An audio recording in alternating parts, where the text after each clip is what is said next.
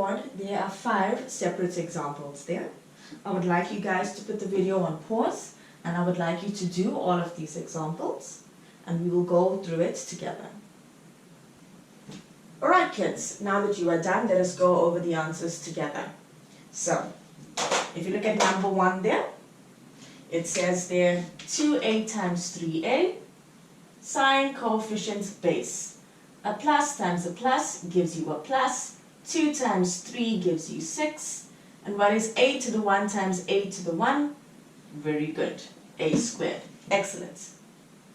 Look at number 2, sign, coefficient, base. A minus times a minus gives you a plus. If you like someone, you're positive about them. When you multiply like terms, you get a positive answer. 4 times 3 is 12, and x times x, good, x squared.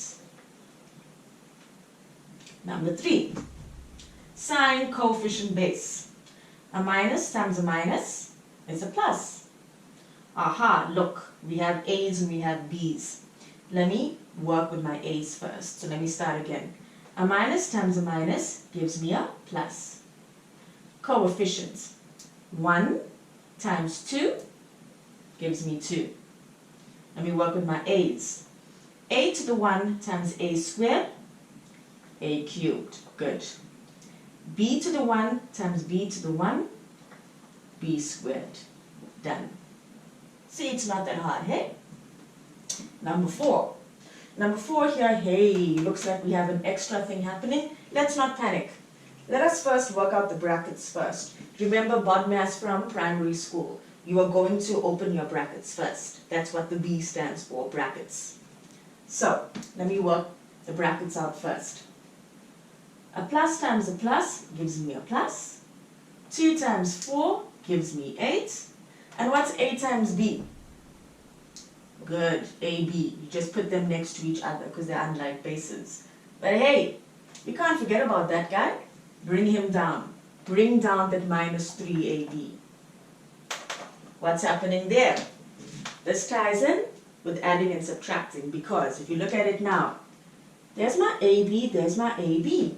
I can add and subtract 8AB and 3AB.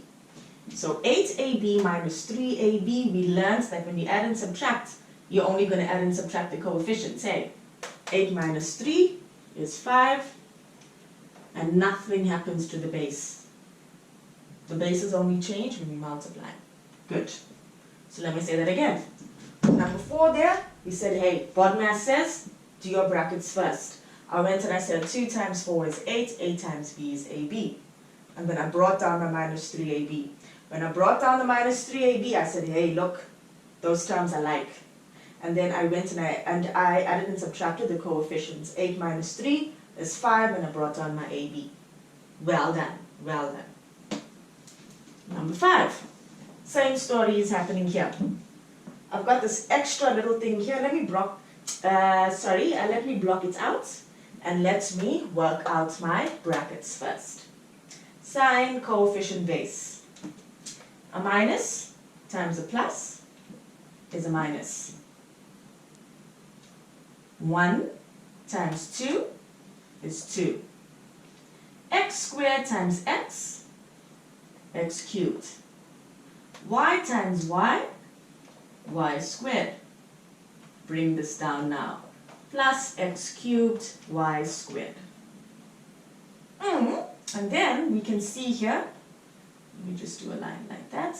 We can see here, hey, these are like terms. And why are they like terms? Because x cubed, y squared, x cubed, y squared, they are exactly the same. If the bases are the same, you can add and subtract the coefficients. So let's go. Let me write down my x cubed, y squared. I said they're like terms. Add and subtract the coefficients. Minus 2 plus 1 is minus 1. X cubed, y squared. If you want to leave out the 1, kids, you can. If you want to write it, you can as well. And as you can see, multiplication of algebraic expressions is actually very easy. We learned an extra thing here in that after you multiply, you must always look that, hey, if I have If I have like terms, the sum does not end there. You must carry on until you cannot simplify any further. Next, we'll be moving on to division of algebraic expressions. Now we're going to move on to the distributive law. We are still doing multiplication of algebraic expressions. We are now going to basically multiply multiple times into one bracket. So, if you look at the first example there very easily. The first example there, you have a 2x outside the brackets and you have an x plus 3 inside the brackets. As we already know, if you have something, if you have brackets, you are going to multiply. And very easily, the term that is outside the brackets, you're going to multiply it into each term in the brackets. So basically, you're going to say 2x times x and 2x times 3. So we are using the work that we already know, multiplication, sign, coefficient, base, and now we are just multiplying twice into everything inside the brackets. So if we have to complete the sum, a plus times a plus gives you a plus. 2 times 1 gives you 2. And what is x times x, kids? Good, x squared. We are adding the exponents. We're going to do it again, and now we're going to multiply into the 3 here. So, a plus times a plus gives me a plus. 2 times 3 gives me 6, and I bring down my x. I don't have any like terms. That is my final answer. So we're using the old work to now extend our learning. If you look at the next sum, it looks so long, it looks so scary, but it's actually not that bad at all. Look for the term outside the brackets. There's my term outside the brackets. Brackets means multiply. Multiply in there, multiply in there. Let's break it down. Let me do that part first. The sum is scaring you. Forget about that part. Let's work out the first part there. So, just like the first one, you're going to say a minus times a plus gives me a minus. 3 times 2 gives me 6. And x times x gives me x squared. Second term in the brackets. A minus times a minus gives me a plus. 3 times 3 gives me 9. And x times y, put them next to each other, xy. So, the sum looked so scary, I said let me break it down. I did that part there. The part is done, looks nice and easy. Let me block off the first part of the sum now and look at the second part. And hey, look, the second part is just like the first part. So, we're going to take this 5 and we're going to multiply in there, there.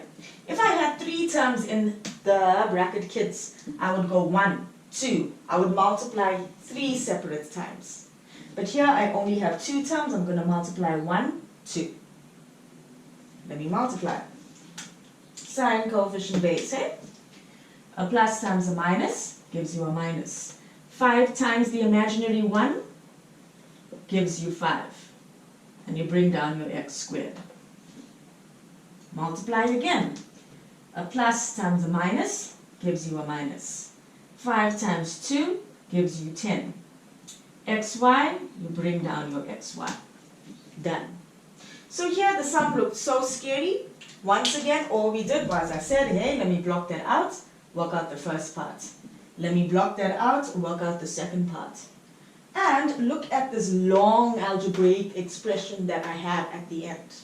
Let me ask you, how many terms do we have in this algebraic expression? 1, 2, 3, 4 terms. Are there any like terms there? Because if they're like terms, we can add and we can subtract it. So, let me look if there's any like terms.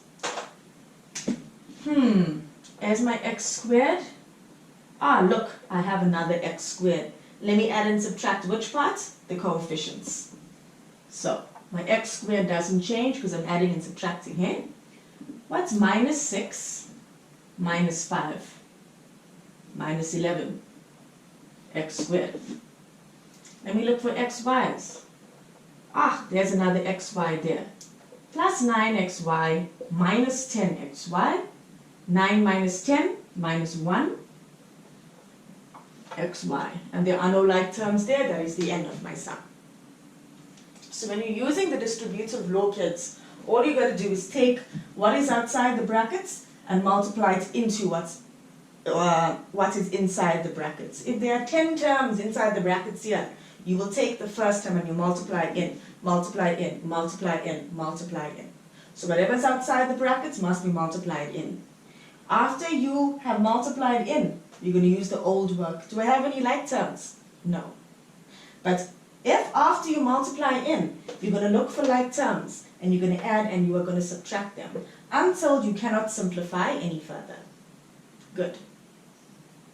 So, I have a little exercise for you on the board here, questions 1, 2, 3, and 4. I would like you to put the video on pause as you have been doing. Do the examples and we'll go through them together.